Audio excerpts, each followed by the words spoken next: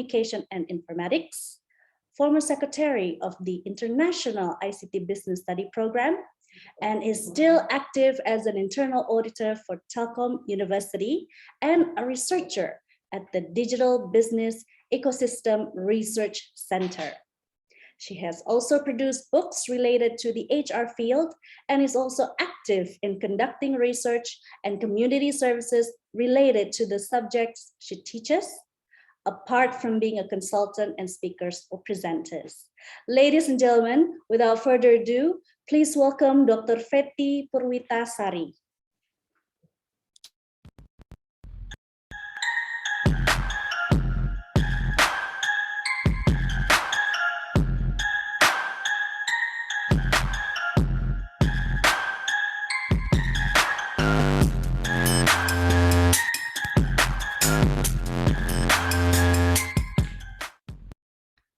Thank you, Bu Mediani, for introducing me. Good afternoon, ladies and gentlemen, the invited speakers and participants. Welcome back to the second panel discussion with me, Fetty Purwitasari, who will lead the discussion this afternoon. Our topic today is Recover Together, Recover Stronger, Sustainable Digital Economy. Economic growth is expected to slow down in various developed and developing countries as the COVID-19 epidemic spreads, owing to the decline of globalizations and the rise of digitalizations and financial risks. To deal with the global economic slowdown and to address different economic issues, the government of Indonesia implemented an economic transformation agenda. At the same time, the business sector must be able to develop a long-term competitive edge. Companies must seek a long-term competitive edge by synergizing management capabilities, technological competence, and innovation strategies to respond to external trends and events. In this second panel discussion, we have two panelists who are very expert in their fields. The first is Professor Hitoshi Mitomo from Waseda University, Japan. He's going to talk about data utilization versus privacy protection in the public sector, lessons from the COVID-19 contact confirming applications in Japan. And the second panelist is Dr. Krisnadas Nanath from Middlesex University, Dubai, who is going to present about role of analytics in creating a sustainable digital economy. I will inform first about the time for each panelist to present. The time is 20 minutes, so I will remind the panelists if the time is 3 minutes left.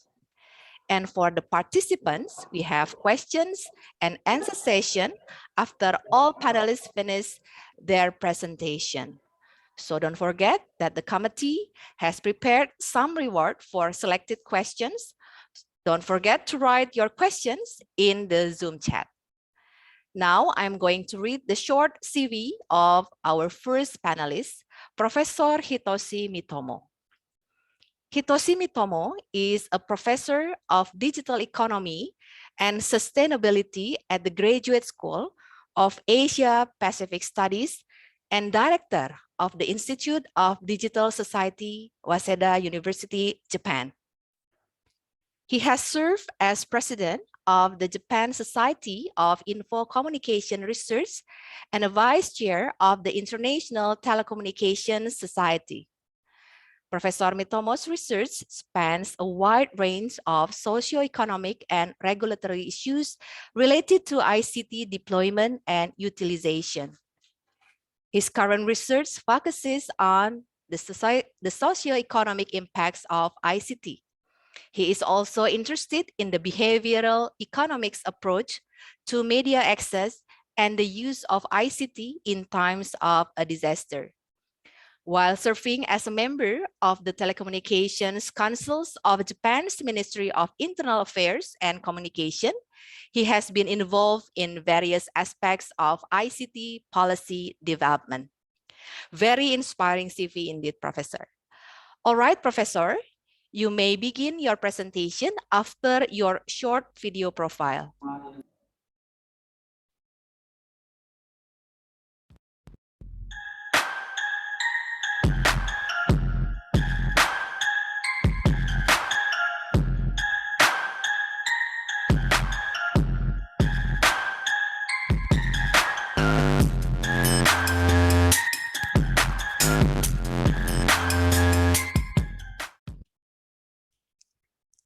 Hello, good afternoon, Professor. Hi, good afternoon, Ms. Chairman. Thank you very much for a very kind and impressive introduction. Okay, can I start my presentation? Yes, of course, Professor. Okay, can I share my slides? Let me, Yes. just a moment. Okay, can you see the slide? Yes, very clear, Professor. Okay, then let me start my presentation. First of all, thank you very much for inviting me to this conference. It's a great honor for me. And I thank organizers, especially Professor Johanna Astuti for her kind introduction to me. I just came back from Bangkok. I attended a conference in Bangkok. So if I could join this conference in person, my participation would be easier, but it's okay. And very coincidentally, I heard the president of Indonesia, Joko Widodo, is now visiting Japan. Okay, today my presentation focuses on the trade-off between utilizing data and privacy protection in the public sector. And it is expected to utilize data even in the public sector for the efficient provision of its services. However, in many countries, the public sector has lagged behind the private sector in utilizing data. So even if they are aware of the importance of using data, they're very cautious about collecting data from individuals. Japan is not an exception. Japanese government is willing to make the most of database and data platforms, but they are very kind of awkward to collect personal information. But in certain situations, when a government is going to take a policy measure, whether the government can utilize data collected from the public or not may cause a serious influences on its performance. And at the same time, in exchange for efficient use of data, concern will be raised in terms of privacy protection. And of course, depending on countries, the government power, government influence in this matter would be different. So taking this opportunity, I'd like to show one not successful, but failure case from Japan as a result of government minding too much the citizens' privacy. The case is on the Japanese COVID-19 contact confirming application called COCOA.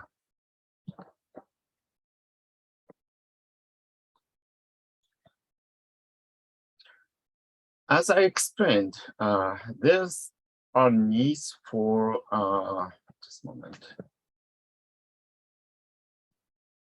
There are needs for utilizing data in public sector, and it is inevitable for efficient provision of the service. In the private sector, for example, IT giants such as GAFA abuse their monopoly power and by collecting and utilizing data from consumers and other data sources. And what about public sector? That is my question. So in my presentation, I'd like to show the consequence of prioritizing privacy protection in the public sector, just using Japan's COVID-19 contact confirming application as an example.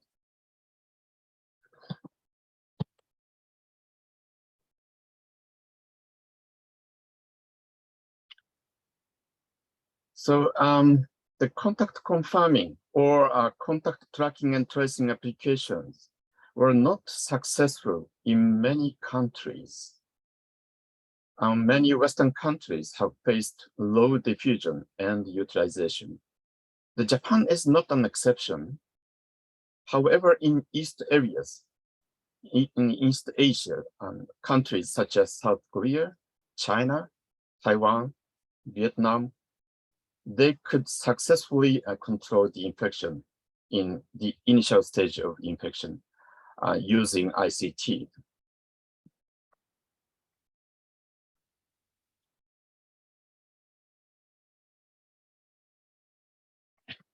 So for realizing effective tracking and tracing, two major smartphone OS providers, Google and Apple, they collaborated to develop the API. API is an application programming interface connecting smartphones. It had a significant impact on the development of contact confirming applications because it could cover almost all smartphones in the world. Most smartphones use Google or Apple operation systems, so that if these two OS providers join and work together, then it can cover almost all smartphones in the world.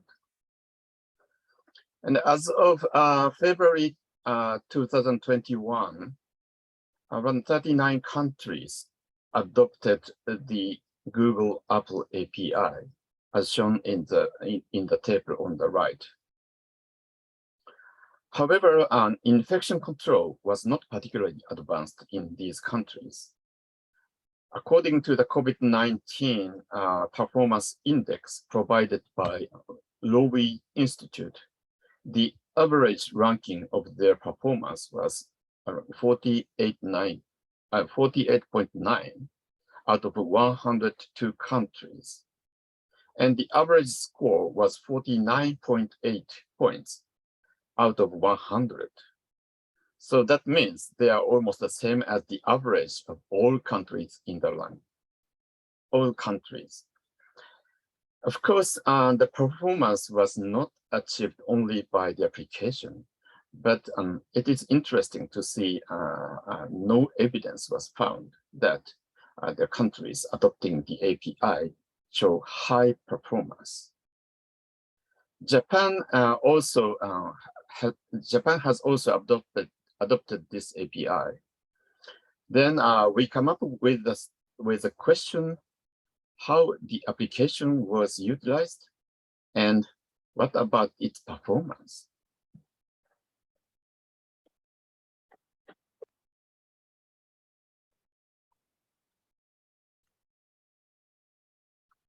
COCOA is Japan's government-made COVID-19 contact confirming application introduced on June 19, 2020 for informing close contact with corona-positive persons.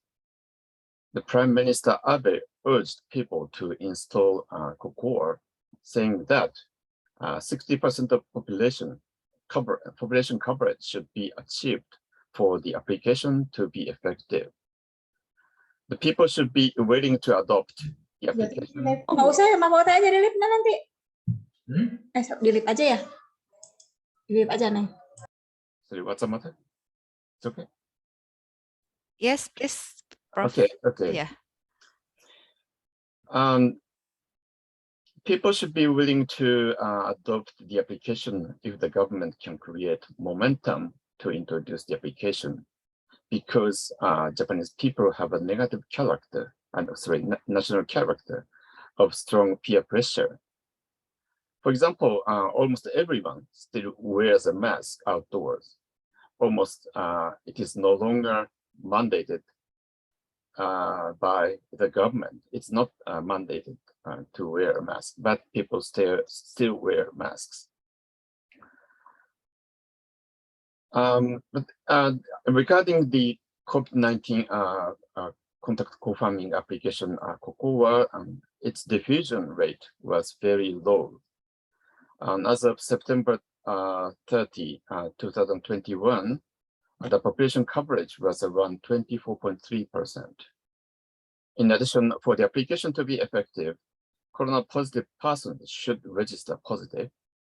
However, only 40,000 corona positive persons had registered as of September 30, 2021.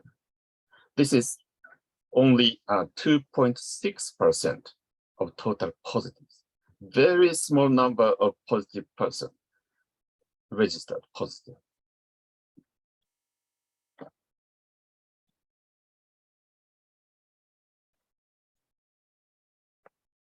So when the cocoa was introduced, the Japanese government was nervous about privacy issues because the government hated to be blamed for collecting personal information.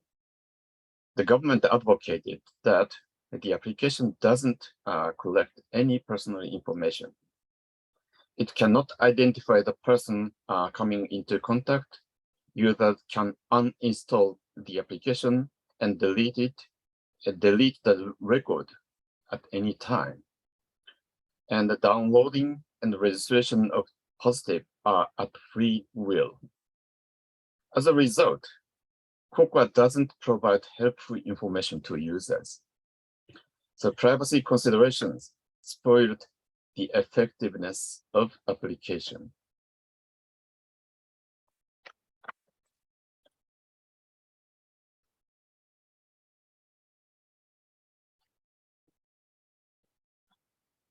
As I explained, so even in public sector, data should be utilized.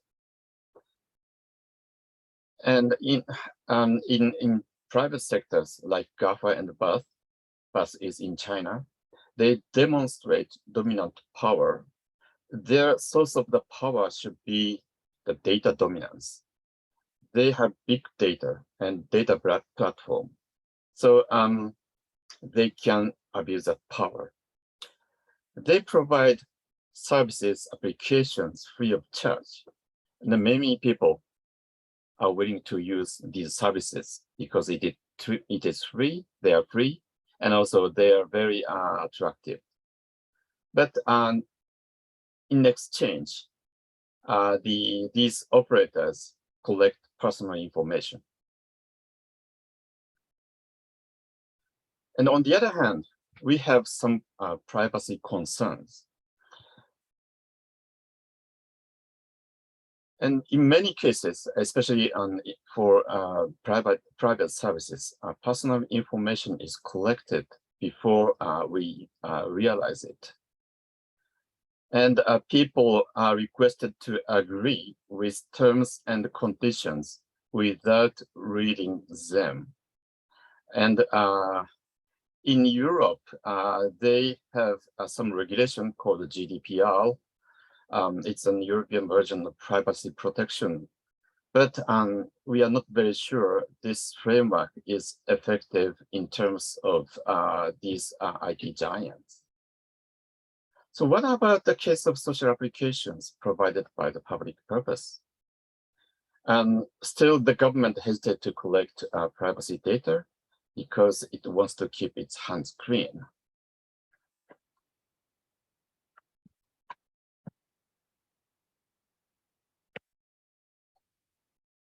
So with regard to COCOA, we suppose people are not skeptical about COCOA. Then its dissemination and epidemiology factors should affect adoption of COCOA and promote positive persons registration in COCOA. So if people do not hesitate, they will adopt this application, especially if there are more people to use this application. And also the COCOA is in epidemic, like current situation. And also positive persons should, they are willing to register positive. So in that sense, a kind of network externality can be observed And we come up with some hypotheses that the network externalities worked in the utilization of cocoa. And here we set up two hypotheses. One is about diffusion. As the cumulative number of downloads increases, then the new download also increases. This means as the number of total downloads increases, it can be a driver for other people who haven't installed it yet. Then they promote the new installation. And the second hypothesis is about positive registration. The cumulative number of positive registration increases, then also the new positive registration increases. And furthermore, emergency state degradation may impact the adoption.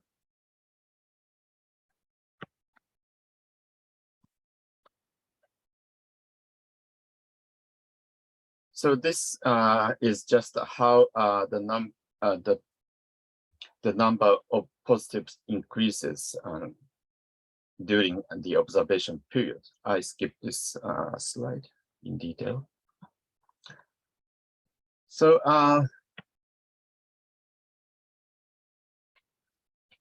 so we estimated some models, and we have two models. One is that the number of weekly new downloads is affected by cocoa-related indicators and COVID-19 related indicators. And the second model is the number of weekly positive registration is affected by, in the same way, the cocoa-related indicators and the COVID-19 related indicators. And here shows the details of the estimated models.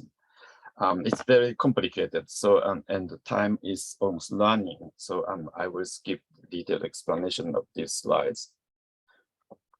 But along with the model specification, we set up 8 estimation models, and we use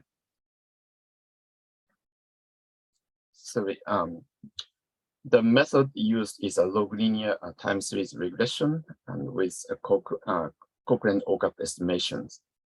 And the existence of serial creation at multicollinearity were verified.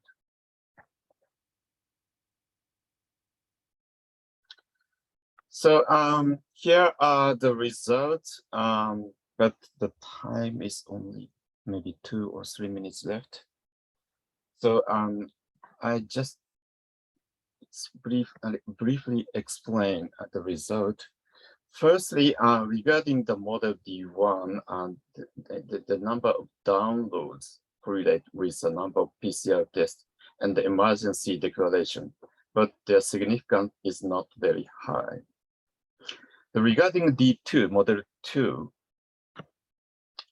the cumulative number of total downloads has negatively impacted weekly new downloads.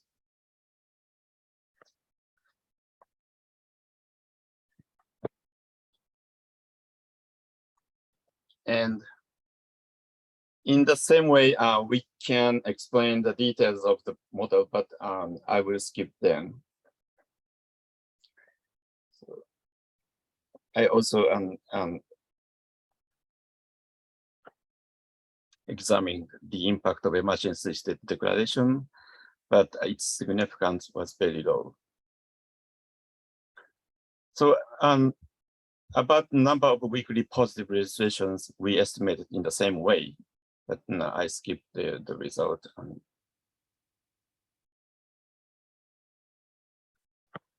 So what we could say from the result is about the downloading the cocoa, people are more sensitive to epidemiological factors than the dissemination of cocoa. So the network externalities were not observed. the cumulative number of downloads negatively affected new downloads, actually. So the hypothesis 1 is not supported. As for the positive registration, it was affected by both temporary, that is weekly, and cumulative factors. Some synergetic factors, synergetic effect among positive persons were observed in terms of positive registrations. So in that sense, the hypothesis 2 is supported. As for the impact of emergency state declarations, in both cases, people were not sensitive to emergency state declaration. So what the result means is that when government are very sensitive about collecting personal data, the application's effectiveness is very limited. So in that sense, the people's perceived benefit from the application is very low. It's because limited information result in no advantage, and it relies on people's altruistic behavior. And as a result, using the application seems to fall in a negative spiral, like on the right-hand side. But how we can turn this negative spiral into a positive synergetic effect? Then my observation suggests the existence of trust is important. It's because people do not perceive the benefit from the application well, because it's the benefit is, in a sense, very limited. But what people can drive, that is people's willingness to provide information for saving others. And for the purpose, the government trust in the government should be very important. So in that sense, the trust in Japanese government is very low. Here shows the list of OECD countries in terms of the government trust. Japan is located here. So compared with other countries, the trust in the government in Japan is low.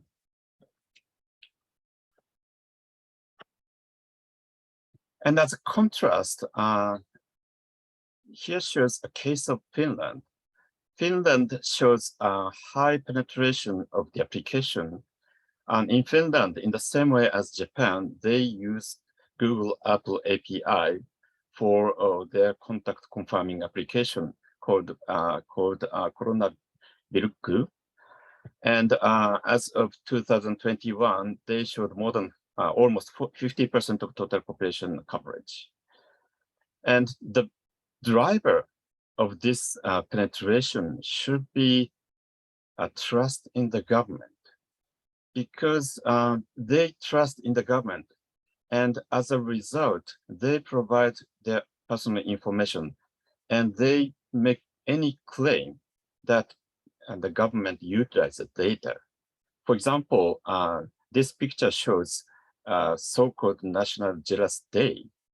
On the day, the personal tax data is open for everyone.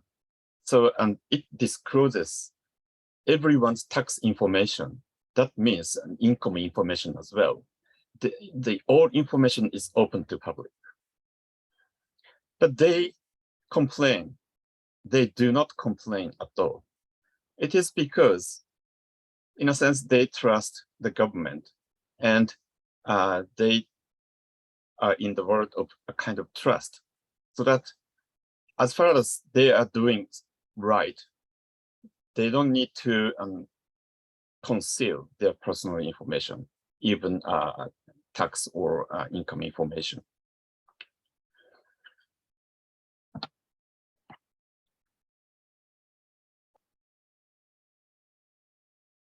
So So as a conclusion, as I said, trade-off exists between the government needs for personal information and people's concern about privacies. And in the case of COVID-19 contact confirming application in Japan called COCOA, government hesitated to collect personal information. And they are totally at free will of people. But as a result, the people's perceived benefit from the application is very limited, so that they have no incentive to provide the information to the application. So there exists a kind of negative spiral. And if their perceived benefit is sufficiently large, people may be willing to provide their data. But if not, then what the government can do? One is a government enforcement. If the government is powerful, like the government in China, then they can collect all the information from people. But in democratized countries, it's very difficult to perform the government enforcement. So in the case, creating trust in the government is very indirect, but I think it is an effective way to motivate people to provide their information.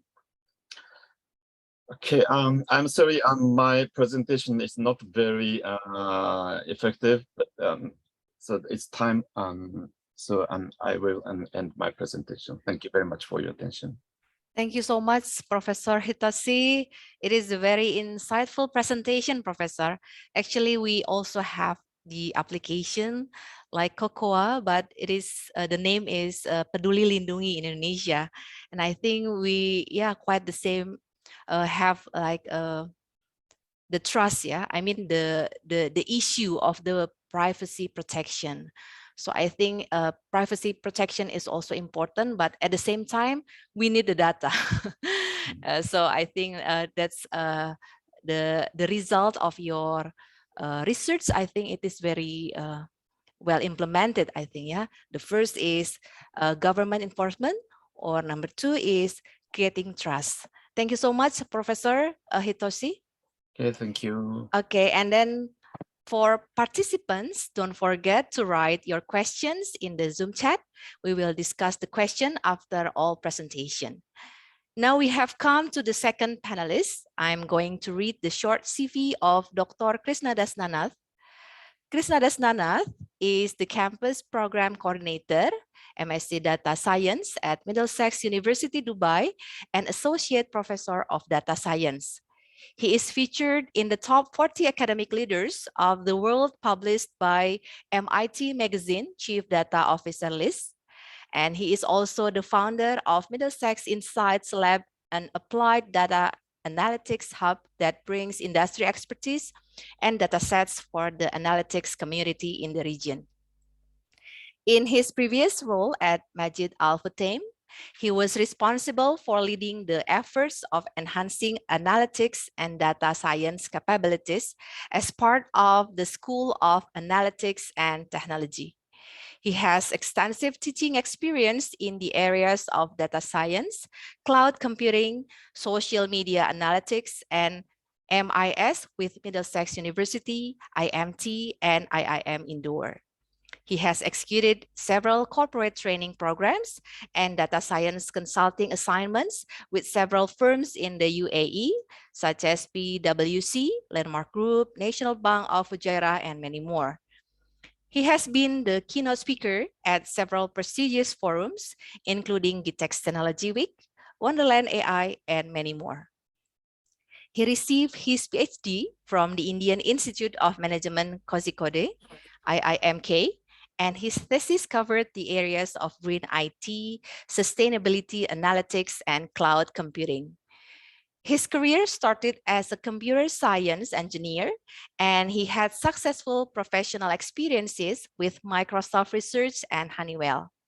He was presented with the Amazon Faculty Award for his contribution to cloud computing and big data analytics. He was also awarded the Sustainability Researcher of the Year in 2018, and his other awards include the SAS Ambassador Award for his research on grid or cloud computing, presented at the SAS Global Forum in Las Vegas. Very inspiring CV indeed, Dr. Krishnadas. Hello. Hi, thank you. Hi, how are you? All good. Thank you so much for a very extensive CV. Okay, all right, Dr. Krishnadas Nanath. You may begin your presentation after your short video profile. Sure.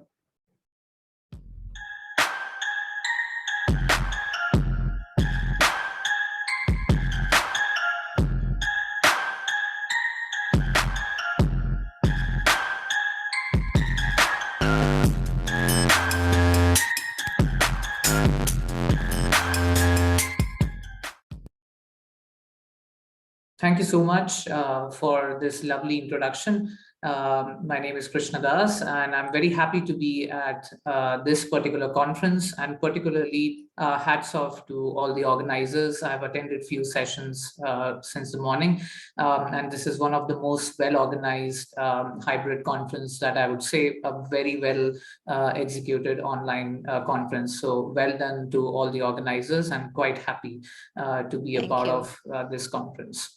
Thank you so much. So I'll begin my presentation for today. And what I'm going to do is basically, there are a lot of research projects that, I could have selected for today's presentation. But what I really wanted to do is excite the audience with the idea of analytics, artificial intelligence, particularly in creating a sustainable digital economy, and also looking at the two sides of every analytics and AI related activities. So the way I would be proceeding with the presentation is I'll be giving a lot of examples. I have pretty much executed a lot of corporate projects with AI analytics. I've taught in the MSc Data Science program. So based on my experience, I've collected a list of few examples which have two sides of the coin, and what is the current need of the hour in order to create a more sustainable digital economy with analytics and artificial intelligence. At the end, of course, I would kind of propose a model wherein I kind of tell what is needed in terms of enhancing that experience of analytics and what the world can do in order to reduce the risk associated with the major events like COVID-19 that we are looking at. So let's get started. And of course, all the audience, you are welcome to use the chat and plug in, any of your views or questions during the presentation itself. So please use the chat for that purpose. So here is the start of my presentation. And this is actually a question which I would like to ask the audience, and they can just answer in yes or no. Does anyone in the audience recognize any of these humans that you see on the slide? You could just answer in a simple yes or no. I just wanted to know if anyone has any clue of who these people are. Thank you. Some answers have started coming in, and I'm so happy that it's a very honest answer of no, because whenever I ask this question, some people say that, oh, yes, I've seen this person somewhere, maybe related to analytics, maybe related to AI. But the matter of the fact, and you'll be surprised to know, is that these humans do not exist. They do not exist in reality. These human faces have been made by artificial intelligence, and this is where the world has reached today. The AI algorithms are learning how humans look. They are combining several features of different human beings and coming up with a face that actually looks like human. In fact, if you wish to experiment, there is a website called thispersondoesnotexist.com. You can just Google it up. And every every time you refresh that website, it delivers a new human face that does not exist in reality. On the go, it creates a human face by AI algorithms. Now, why did I start with this example? It's not to show how fun AI can be, but it's to show the two different sides of AI implementation. Now, if you look at this example, you would say, hey, this is great, this is funny, this is interesting. Thank you. Someone actually put the link in the chat. That's great. Yeah, that is the website I was talking about. So the reason why I brought this up is, at first it looks like a funny activity. You might seem that, oh, what is great about it? Yeah, it's fun, but what's the use? How does it fit in the context of doing something interesting? How does it fit in the context of sustaining or having a sustainable digital economy? Now, this answer is very much related to our previous guest speaker who gave a lovely presentation which included the privacy rights as well. So imagine at one end, it could feel like a fun activity, but at the other end, the same experiment is actually used for training AI algorithms with human faces that do not exist. Because if you use real human faces, then you might end up with the issues of privacy. You'll have to take consent. There has to be a lot of privacy regulations, and you cannot use human faces for machine learning unless the consent is there. So imagine how cool this scenario could be. You just run an API, you develop a list of human faces, which you can further use for different outcomes like age recognition, gender recognition, nationality recognition, without breaching any of the privacy rights. So imagine this beautiful example. This is created by AI and can be used further by AI for something super duper interesting. And this is how powerful the world of analytics, the world of artificial intelligence has come in. A very good question on how accurate is the website. It has been running for several years now, and not even one claim has been made. You can literally sue the website if you find a person that really exists. So till now, they are surviving. The NVIDIA AI engine, it's a big company that is running the algorithms for creating these human faces. So to talk about events like COVID-19, to talk about, so I'm not particularly focusing on COVID-19, but it could be any other event like this in future. And there's a very interesting book which was written on such events long back, which is called The Black Swan. And Black Swan is something that you cannot predict, and it just happens. And when it happens, all the things go here and there. Look at what is happening now. So the world is facing COVID-19, the world is facing war crisis, the world is facing supply chain disruptions. There is lack of materials that is available. And such incidents, when we look at, it is called a black swan incident. And people might say that, oh, if analytics is so great, if AI is so great, can we predict these black swans? Could we have predicted COVID-19 much before it happened? And this is a big question. And, the answer, to be very honest, is no. There is no algorithm that could predict black swans. Maybe in future, yes, but then black swan would not be black swan. It would be white swan if you can predict and what's going to happen. So the thing is, where does AI fit in the black swan event? What can AI do? What can analytics do? What analytics and AI can do is actually reduce the risk associated with black swan events. Yes, we might not be in a position to predict events like COVID-19 before it happens altogether, but we might be in a position to apply AI analytics to reduce the risk, to reduce the uncertainty associated with black swan events. And one thing which is absolutely needed is to understand that we do not have complete knowledge of AI systems. Many people think that analytics and artificial intelligence is about replacing humans, and humans don't play any role. In fact, with my experience, it's completely the other way. Humans play a huge role in designing these systems, in giving the inputs for these systems. And one thing that all humans should understand, that we are not aware of 100% scenarios that could happen. And if we leave that scope of uncertainty, if we bring in the element of intuition in the AI and machine learning models, then there could be a lot of risk reduction that could happen in future. And this is the primary message that I want to convey with some of the examples that I'll be demonstrating in the next few slides. Look at what the digital world has to offer. And this is where we have reached today. Whenever people ask me how powerful has digital become, how powerful has analytics and AI become in the world of connected things that we are living in. Quickly, I wanted to show you this website. And whenever someone is asking this question, where is the digital world today? I give them the answer of this powerful website, which is called If This Then That. What does this website do? You can actually connect any two digital services of the world. Any two digital services. Let me give you an example. Let's say you are running away from your boss on an unannounced holiday, and you want to make sure that whenever there is an email that comes from your boss, you convert that into a phone call on your mobile phone. So you can literally make an app which could connect if email, then phone call. And again, this is the funny side of the story, which means a fun way of looking at the digital connected world that we are living in.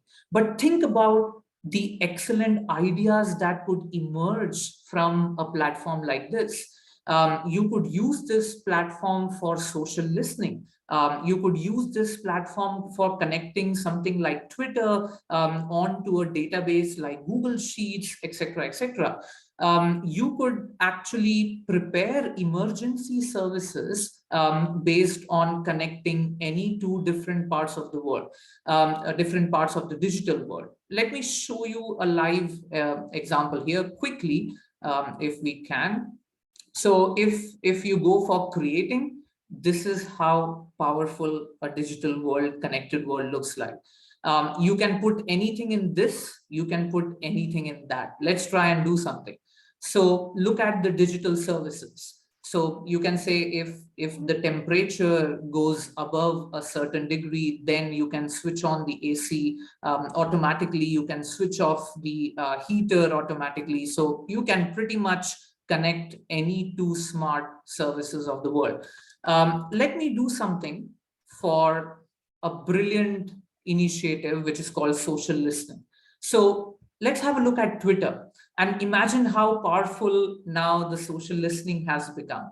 So you could actually monitor any tweets with any keyword in any part of the world and then convert that to anything. So for example, if anyone uses the word rescue or help in their tweets, then create an alarm or convert that into an email. You can even search for tweets within an area. So if there are government entities and voluntary organizations that are willing to help in the tougher times, they can say that if anyone is tweeting with the word help or rescue or anything in one particular area, then it could kind of create an alarm. It could convert that into a phone call. And all this is live, interconnected throughout. So let's say I'll show you a very simple thing like tweet from search. And I can do this right now. So I can say, if anyone in the world is searching for COVID, that's it. Anyone in the world right now is using the word COVID in their tweets, then I can do anything with that. So let's try and capture all that in Google Sheet. So I could connect that tweet to a Google Sheet, and I can say if anyone in the world uses the word COVID, then just add it as a row to my Google Sheet, and I can create a folder, let's say Twitter 200 on my Google Drive, and that's it. And now this application is live and running, which means including the audience, if you wish to try, you can tweet right now with the word COVID, and all these tweets on a live basis will be collected in Google Sheet, and it will be demonstrated. It usually takes some time to reflect that, but we can quickly check. If not, then I can show you at the end of the presentation. So this is my Google Drive. I'm just searching for the folder where it was created. Yeah, so this is Twitter 200 folder that I created, and this is the sheet, which is the live sheet that you have. And there you go. This is live data. It's not even few minutes that I have activated this application, and every person, every tweet which is happening with the word COVID, it is capturing it live, and you can see it is filling this data live, as in when we are talking, anyone in the world who is tweeting right now, you're getting that information. And this is known as social listening. This is called, interconnected world of data that you're looking at. You get to know the text of the tweets. You can, kind of give an alert on what can be done. You can do a sentimental analysis. You can prepare emergency services. A lot of positive applications can come out of all these interconnected world. So this is just a quick demo on how powerful, the entire world of digital and AI is, and how we can create, some of the positive applications based on the interconnected nature of all these tweets. And while we are talking, just 2 minutes into this, there are already 61 people in the world who have tweeted with the word COVID-19, and it has extracted that data live. So what I'll do is I'll just quickly disconnect this, otherwise my Google Drive will be full by the time we finish this presentation. So moving on, the reason why all this is happening is because as it was steam in 1760s, as it was electricity in 1870s, as it was electronics in 1970s, post 2015 and 16, it is the digital, the analytics, the data that is driving this world today. And it's important to think on great applications of analytics so that we can sustain that digital economy. We can create an era where there are no privacy issues, and still a lot of good applications of analytics could come out from this. Another great example of two sides of the coin. Whenever I show this example, people actually freak out if you have not seen this before. And this is something called Google Timeline. And imagine, you could be on two sides of the coin, and I'll actually ask this question to the audience, but let me show quickly the demonstration. So this Google Timeline allows you to select any date in your life, any random date. So let's go ahead and select any random date in my life. This is my signed in version of Google. So 16 September 2015, 7 years back. Have a look. It shows exactly what I was doing. When did I start walking? When did I take the car? Which route did I take? Luckily, this is a safe example to show in public. It is home to office and office to home. And also, I was not using Google Maps or any other feature. I was just probably having the phone with me. And here it is, entire data of me as an individual on a single day is with Google server. So here is my question. How many of you are intimidated by looking at this? How many of you think, this is dangerous? Because imagine this is just 1 day data. Multiply this by 365, it's 1 year data. Multiply this by the amount of people who are using Google services. Multiply this by all the companies that are working on human data today. So I want to know, which side of the coin are you? How many of you are intimidated? Which is genuine. It's okay to be intimidated. We are talking about two genuine sides of this example. I would expect a few more chats. How many of you are intimidated? How many of you are fascinated by this example? Diane says scary. Okay. Others, are you intimidated? Are you fascinated by this example? Yeah, a couple of more answers coming in. Interesting. So it's a mix of fun and few of them have answered both, which is great. I totally agree with that both answer because at one end it could be scary. All this data is right there, but this is my message of today's presentation. As a person who is dealing with data, as a researcher who is working with analytics, as a person in future, you could be working with data, there could be these two angles that you're looking at.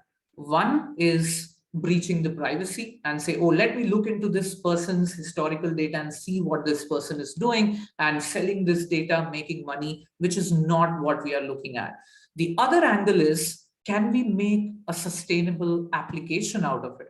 Can we put this data for something useful? Can we use the same data which could be useful for day-to-day commute? And this is exactly what Google has done with Google traffic. So many people think that traffic is identified by satellite cameras, etc., etc. It's nothing but the number of mobile phones on road. And that is what is giving you traffic. So, when you have to commute, you look at the maps and you say, oh, this road is busy, I can take the other route, and there could be a sustainable infrastructure planning with location data. How we could know how the person move exactly, it is your mobile phone location data, nothing else. The phones do emit location data. Yes, you can go to settings and you can kind of change all that, but by default, we say yes to everything.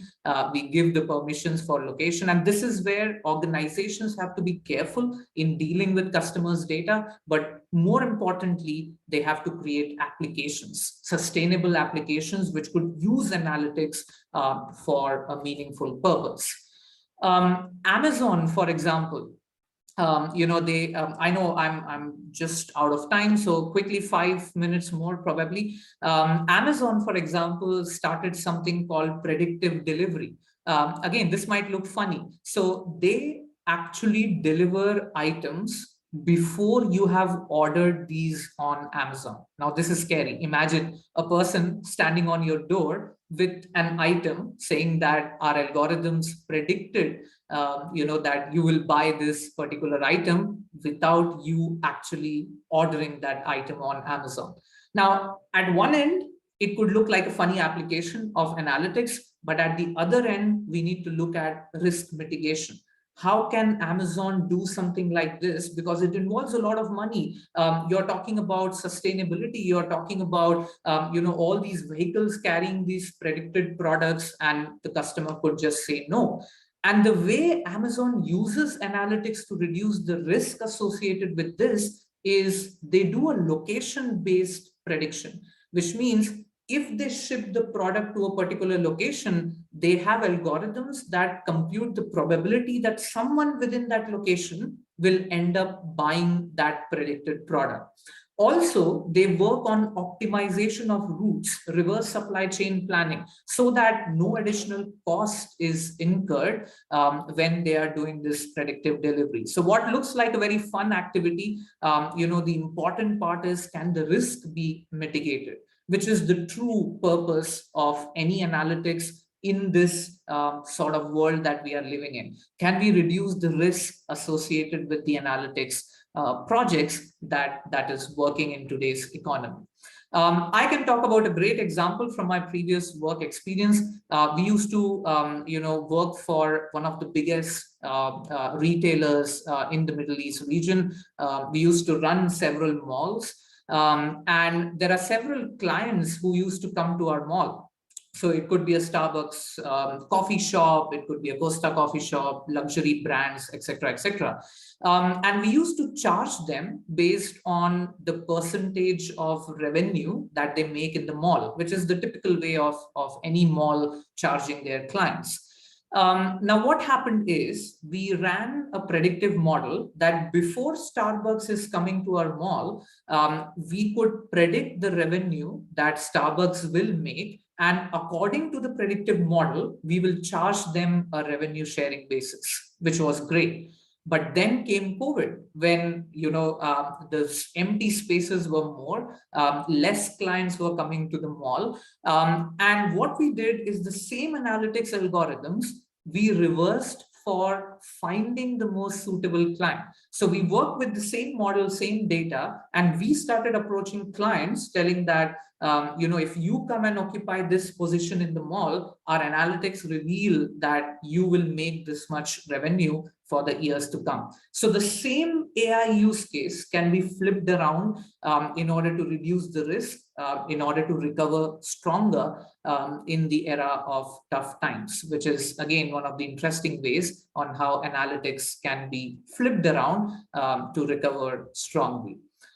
To conclude, if you look at this model that I was talking about, most people in analytics are focusing a lot on machine learning. They're focusing on big data analytics, statistical model, etc. But if we have to recover stronger, if we have to kind of build analytics models that could sustain in this digital world, can lead to sustainability, then you have to look at intuition. You have to look at expert opinion. You have to include more human factors that could go into the AI algorithms and make it more human driven than completely being automated. And the mix of human inputs, intuition, speculation, risk mitigation with the AI models is something that could create fantastic models that could be sustaining in the world of digital that we are looking into. In short, we have to create an ecosystem, align the analytics goals with the sustainability goals, create a culture where organizations, individuals can work on that ecosystem. Last but not the least, it is two-way transformation that analytics should drive into. So if you're talking only of customer experience, it won't suffice. If you're talking only for operational experience, it won't suffice. It has to be transformed in two-dimensional, and then it has to be aligned with the overall sustainability goals. A very beautiful example of what AI can do for the good of the people is something that was started by Facebook. They had AI algorithms that could read out a photograph for visually impaired people. Beautiful use of machine learning.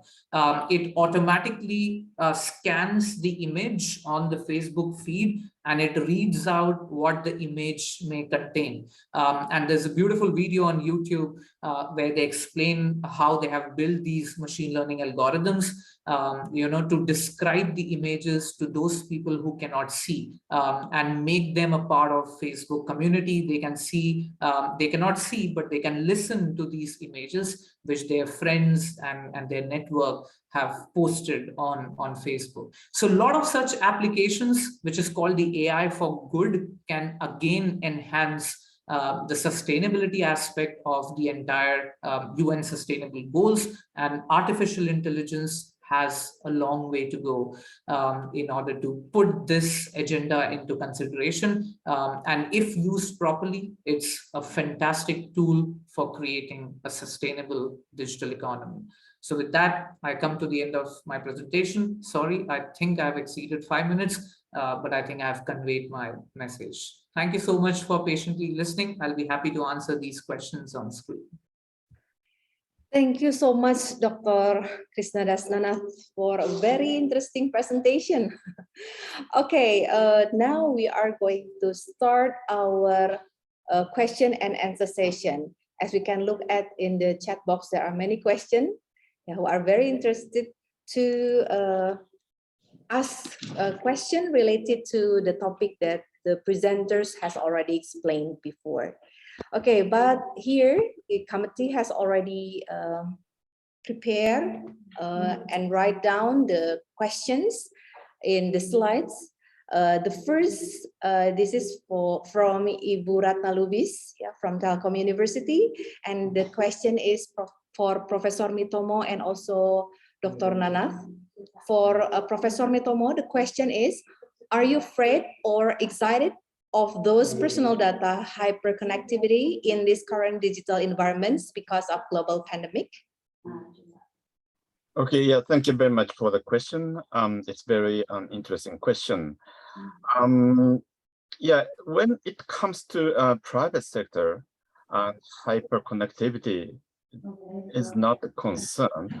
But in the case of public data, the government don't want to ensure any connectivity.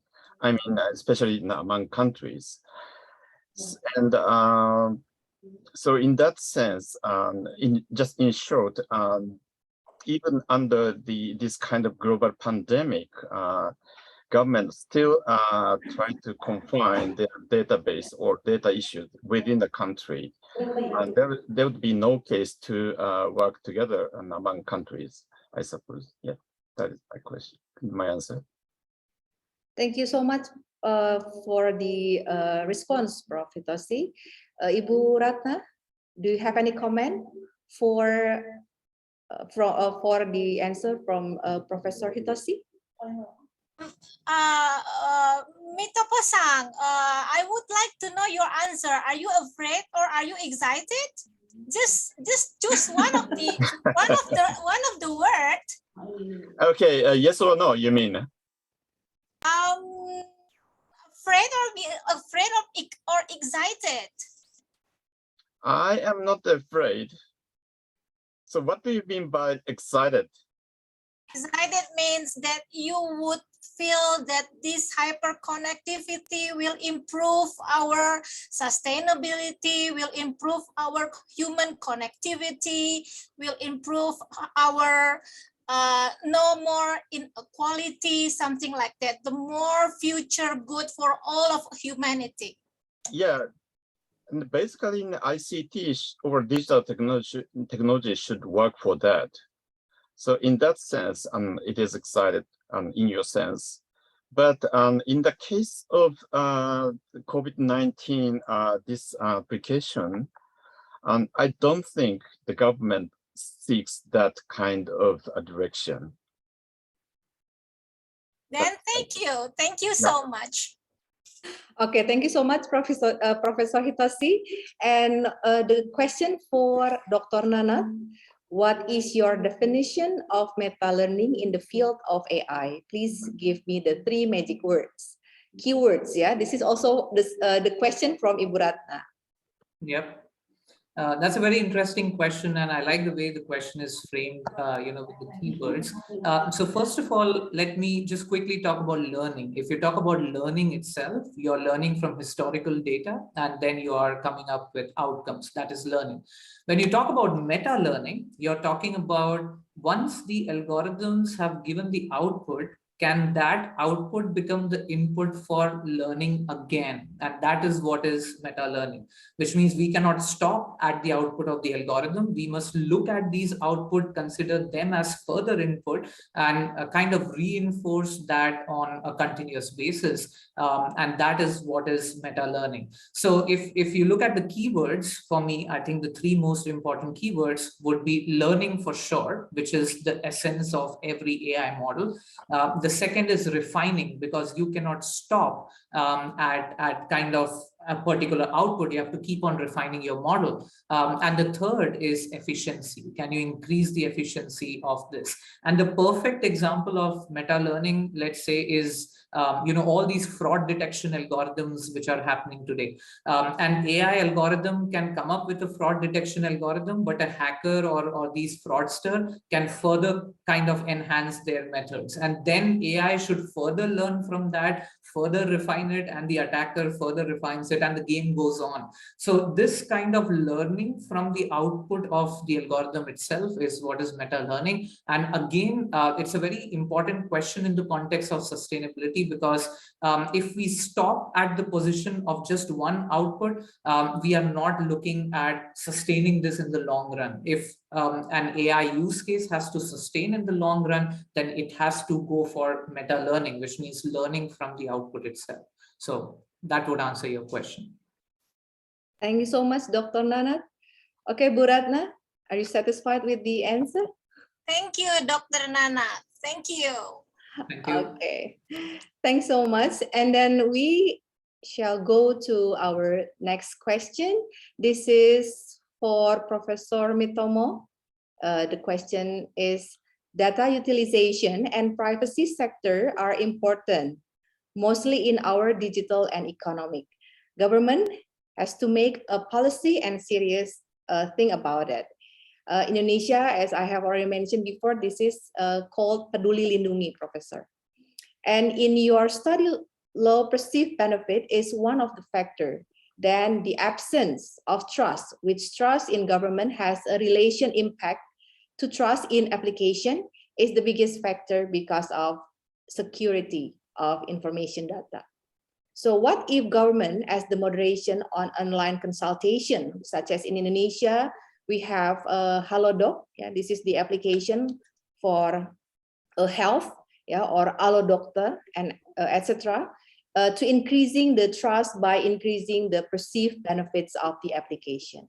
Okay, your comment? Yes. Yes, it's very good point. Thank you very much.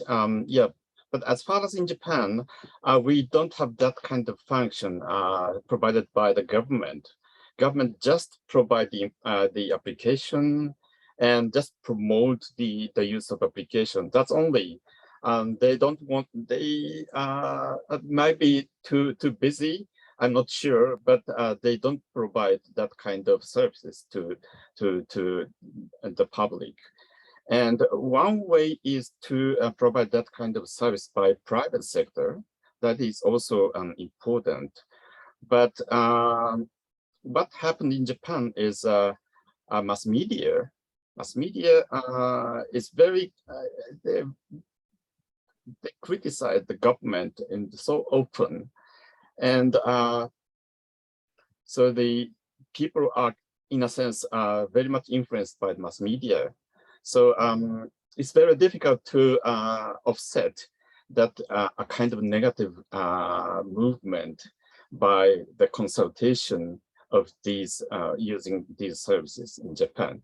But maybe in other countries, or if we start that kind of services from the beginning, it must be more effective, I think. That is my answer to the question. Thank you so much, Professor. Ibu Ruth?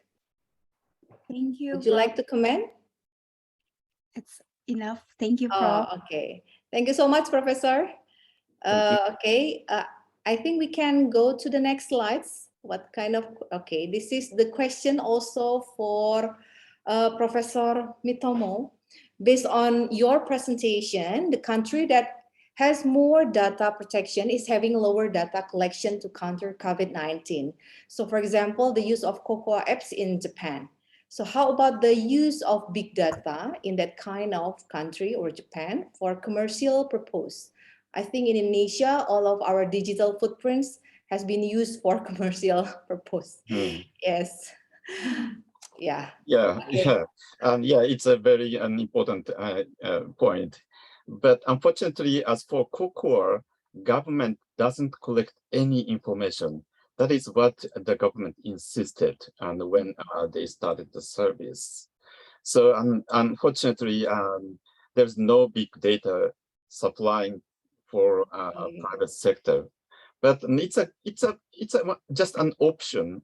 When we have this kind of public database, then if it is open to private sector, that can work as a social data platform. One good example is the database or data platform for automated or autonomous driving. We haven't created it yet, but so far the data platform has been provided or developed by private sectors only. But each car manufacturer makes its own data platform, there is no interconnectivity. So instead, if government can create that kind of social platform and then provide to private sectors, that should be very effective. So unfortunately, as for a COCOA application, we don't have big data, but in another opportunity, and it can be a good business chance, and also creating the trust in the government. Okay, thank you. Okay, thank you so much, Professor. Okay, can we just go to the next slides? Okay. For Professor Mitomo, dear Professor Mitomo, is there any chance for the government to misuse the personal data of the citizens? Should they define what trust is meant to be? Or the meaning of trust in your research? Yeah, it's a very difficult question to answer. What to say? Maybe it's the same as the trust or friendship between us. It's just a kind of the capability to forgive others' mistakes, but it's just a tautological. If the trust is established, then we are ready to forgive others' mistakes. So it's just it's very difficult to define, but something like a friendship between us. So yeah. So I will think about the meaning, and I don't give any definition about trust. It's just a general perception of people. Yeah. So whether they trust government or whether they don't trust government, that is just each individual should have its own definition. But we don't give any common definition about this in my analysis. Thank you so much for your response, Professor Hitoshi. It's very difficult. It's tough to answer. Yes, it's difficult. Yeah. So maybe this is the trust about the government. Maybe it's not related with the application, yeah, but because the citizens do not trust the government, so it impacts the apps. At least the government should be transparent and consistent. Okay. That is the best way to transparency and consistency. Yeah, okay. Yeah. That's the key points. Thank you so much, Professor. Okay, do we have this? Okay, we still have the questions. Okay. For Professor Mitomo, there are 3 questions from Mr. Chandiwan. Can you explain more detail what government should do in order to be trust regarding data protection? Yeah, that's what I said just before, and it's transparency and also consistency. Okay. And yeah, and of course, technologically, and they should apply all possible technologies to protect the data. But it's not the private sector; it's just the government sector. So so what they can do would be a bit different from what actually the private sector is doing. Yeah, that's different things, yeah, Prof. Between the government and private sector, yeah? Yes. Okay, I think the same question from Mr. Chandiwan. Kamati, could you please show the slides? We can go to the second question from Pak Chandiwan. Yeah, the second question is, were there any hacking experience to COCOA application in Japan, Prof. Hitoshi? And if there were, what the government did? So far, I haven't heard any such incidents, security incidents about COCOA, because it doesn't collect any personal information. It's just communication between smartphones. Okay. Yeah. Okay. Kamati, could you please share the slides? We can go to the third question from Pak Chandiwan. Okay, regarding the data protection, some applications sometimes ask data that not related to this function of the application. What do you think? And then should we propose regulation to government or Google about this, that government or Google should not provide the application that collect data, not correlation with the application function? Yeah, actually, there are cases, especially for the services provided by the private sector. They collect unnecessary information in addition to necessary information. So it may be defined in terms and conditions, but in many cases, we don't read the lengthy terms and contracts. So yeah, even the government can collect some other data, but probably the people, especially in Japan, do not allow it. And from the user's point of view, I think it is not possible to claim the government or especially in the private sector to collect those data, because if they don't want to agree with the conditions, then what the private sector do is don't use the application. That's all. So the power balance is totally different. The individual user is very weak, and the application provider is very strong. So usually the application is very attractive to use, and they are provided for free. But we should think about the meaning of free. Free. Yeah, free. Actually, yeah. it is not free, yeah, Prof. Free of charge. Free of charge means you provide some personal information instead. Yeah. Okay, maybe I think the questions from Mr. Chandiwal can relate, yeah, with Dr. Nana's presentation regarding the privacy issue. Is that possible for us that we suggest to Google not to, misuse the data of the user? Because we know that the users of Google is, all over the world, we use Google. What do you think about it, Dr. Nana? Yeah, brilliant question. And again, as Dr. Hitoshi did mention about the law called GDPR, General Data Protection Regulation. And in fact, very surprisingly, Google was the first company to be sued by GDPR, and they had to pay a heavy fine for that. And again, this kind of tells us more about how big corporations should be responsible, for using data, for being more transparent in the process. And, when I showed this example of the personal record being there on Google server, many people say intimidated. The moment they say they are intimidated, that means Google has not done something right.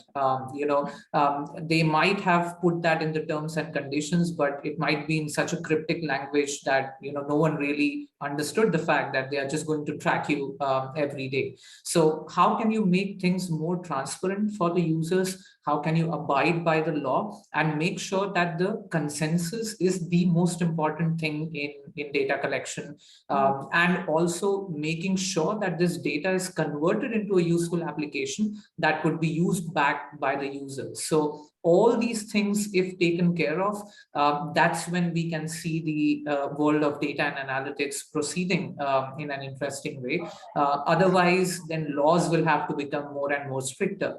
Now we have privacy laws becoming stronger in every country, but gradually there will be AI laws, there will be machine learning laws, there will be laws on what algorithms can do, because the algorithms are becoming powerful. And how much power can you provide to the algorithm is something that the regulation can certainly look into, but I think we should not wait for the regulation. It should be the responsibility of corporations that are collecting this data to be more responsible and transparent in the data collection policy.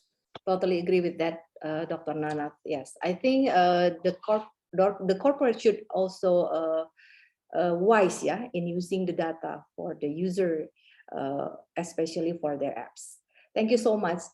Committee, do we still have questions, or this is the last question from Mr. Chandiwan? Okay, so this is the last question, I think, and it is addressed for Dr. Nana.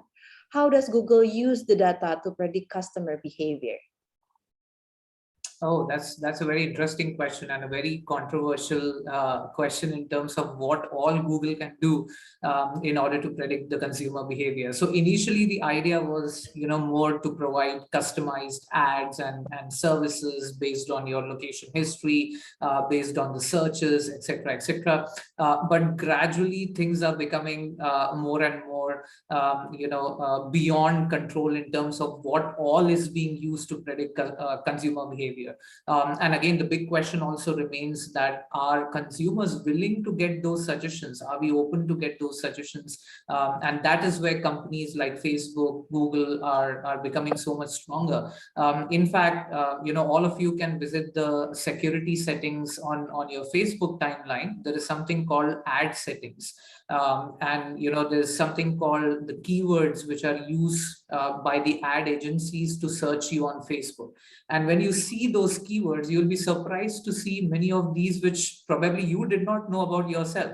And Facebook knows about you. So including the smallest of the details, like how long you have been using your mobile phone. So let's say if it is more than 3 years, it puts you in the category of potentially buying a new mobile phone. It is learning from every possible input that is there. So Google definitely uses all those cookie settings, location data, and things like that. But to what extent can it personalize is again a big question mark. If it is for giving me relevant ads, I don't mind. But if it goes beyond what I have given as an information, where I have given a consensus, then I'll be concerned. So it uses cookie data, location data, search data, different websites that you have visited. Pretty much most of these data points are actually being used for data customization.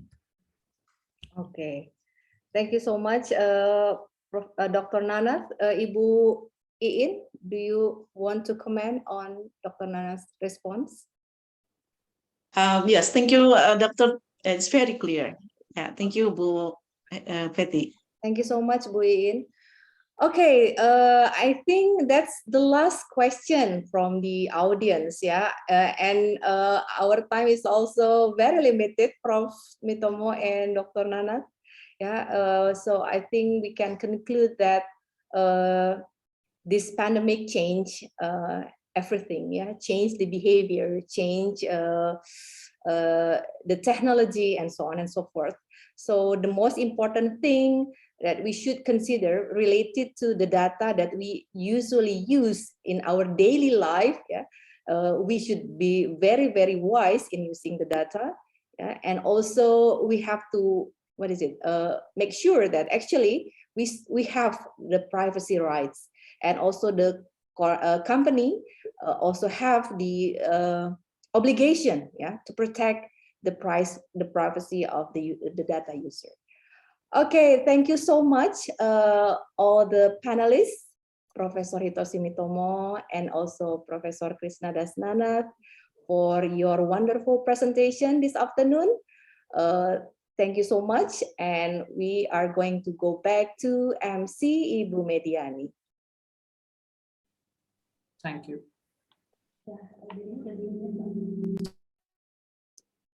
Right, thank you very much, Ibu Dr. Fetty Purwitasari.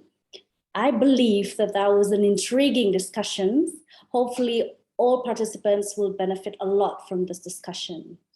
Now, ladies and gentlemen, I would like to remind you to fill in the attendance register, plenary session 2, and the link is provided in the chat box. Yeah, so please fill it out again. Yeah, the first one, you have already filled out the plenary session 1, and this one is plenary session 2. Right, I would like to invite the Dean from Faculty of Economics and Business to give the certificates for all of the invited speakers as our token of appreciation, and to close the session. So ladies and gentlemen, please welcome Dr. Ratri Wahyuning Tias. Okay, thank you, Mrs. Puput. And hello, Professor Hitoshi Mitomo from Waseda University. Nice to meet you. And also Associate Professor Dr. Krisnadas Nanat from Middlesex University, Dubai. So thank you so much for your kindness to share with us about your knowledge, about your experience to all participants in SCBTII 2022. And maybe we can collaboration in other activity, other agenda, maybe this year or maybe the next year is very possible for us between Telkom University and also Waseda University and also Middlesex University. And this is as our appreciation, yeah, for certificate for the first time for Professor Hitoshi Mitomo. Thank you so much, Professor. So inspiring material and knowledge for us. And we believe that all participants have a lot of value from your material and paper. Thank you so much. And the next one for Associate Professor, Dr. Krisnadas Nanat. Thank you, Dr. Nanat. Yeah. Maybe for the next time we can see on site in Indonesia or maybe in Dubai is possible, yeah, hopefully. And the next one from Dr. Fetty Purwitasari as our moderator. So awesome, Bu. So thank you so much to support the SCBTII 2002, yeah. I think it's enough, and good luck for all of you for SCBTII 2002, and of course for closing speech, yeah, maybe continue to the closing speech that Alhamdulillah, almost all event of sustainable collaboration in business, technology, information, and innovation, SCBTII 2022 have been carried out very well and smoothly. And also on this occasion, I'm grateful to all the speakers, of course, at SCBTII. For the first one, for our keynote speaker, Mrs. Loto Srinaita Ginting as Senior Advisor to Minister on Finance and SME Development from the Ministry of State-Owned Enterprise of Indonesia. And of course, for Professor Hitoshi Mitomo from Waseda University as a speaker in the second session, and also Associate Professor Dr. Krisnadas Nanat from Middlesex University, Dubai. Thank you for all of you. And also the speaker in the first session, Professor Hussain Rammal from the University of Adelaide, Australia. And then Associate Professor Dr. Cheng Ling from the Universiti Sains, Malaysia. And also from the internal speaker from School of Economic and Business Telkom University, Associate Professor Dr. Andry Alamsyah. Yeah. And thank you to all presenter, moderator, Master of Ceremony, and participants who have participated in the successful implementation on the SCBTII 2022. And thank you for your contribution, for sharing with us, sharing your experience, giving insightful knowledge with all participants. And hopefully that all material that have been delivered can provide the deep and new insight to all participants. And the next one, a special thank you to our university partner, Universitas Garut and Universitas Galuh. Thank you for your support in SCBTII 2002, and we really appreciate it. And we hope that we can continue our collaboration at the next SCBTII on the next year. And finally, I also want to say thank you so much to the whole committee, Mrs. Yuhana Astuti, PhD, as the chairwoman of SCBTII 2002, 2022, and all teams who have worked so hard to support the success of event today. In the end, may God bless us, and see you in the next SCBTII 2023. Assalamualaikum warahmatullahi wabarakatuh. Waalaikumsalam warahmatullahi wabarakatuh. Thank you very much, Dr. Ratri Wahyuning Tias, for giving such high appreciations for all speakers and our lovely moderator, also for closing the session. Now, ladies and gentlemen, the moment that you've been waiting for, I will now announce the best papers from 3 tracks. Each track has 3 winners or top 3. And please keep in mind, this will not guarantee the paper publications in the journal. Right, from the track IBM or ICT-based management, the top 3 are, drum roll please. Okay, Andi Rahman Putra and Rifeli Dewi Astuti from University of Indonesia. Also, second one, Dimitri Ismandana Utama Putra from University of Indonesia. And then last but not least, from the track of IBM, Indah Utami Budiman, also from University of Indonesia. Oh, all 3, from University of Indonesia. Very good. Now, from the track FAST or Finance and Accounting Studies, the top 3 are Hauradina and Astri Krisnawati from Telkom University. Whoa. She's actually next to me now. All right. And also Eti Kusmiati and Firly Cahyani from University of Garut. Very good. And also Claurita Nur Hasana from University of Muhammadiyah Surakarta. Congratulations. Okay, last but not least, from the track SHEE or Strategy Human Entrepreneurship Economics, the top 3 are Hani Gita Ayuning Tias from Telkom University. Congratulations.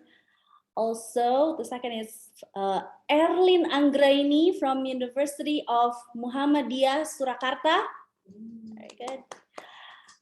Also, Muhammad Arifin and Sis Dijatmo Widaningrat from University of Indonesia. Congratulations to all winners. And although this does not guarantee the paper publications in the journal, the committee are very much impressed with your papers. So kudos for you all and congratulations once again. Very good. Now, ladies and gentlemen, unfortunately, we have come to the end of our conference. We apologize should there be any inconvenience. Thank you to all speakers, guests, university partners, and participants. Stay safe and stay healthy. This is Mediani Krisaka Putri signing off, and we will see you again in SCBTII 2023. Wassalamualaikum warahmatullahi wabarakatuh. Shalom. Om, Santi, Santi, Santi Om, Namo Buddhaya. Good afternoon to all of you. Thank you very much. Terima kasih. Thank you so much for all committee. Thank you for all. Worries, pleasure. Terima kasih Bu Puput, Bu Yohana, tim semuanya. Alhamdulillah. Terima kasih kembali Bu Ratri. Nuhun Bu Puput.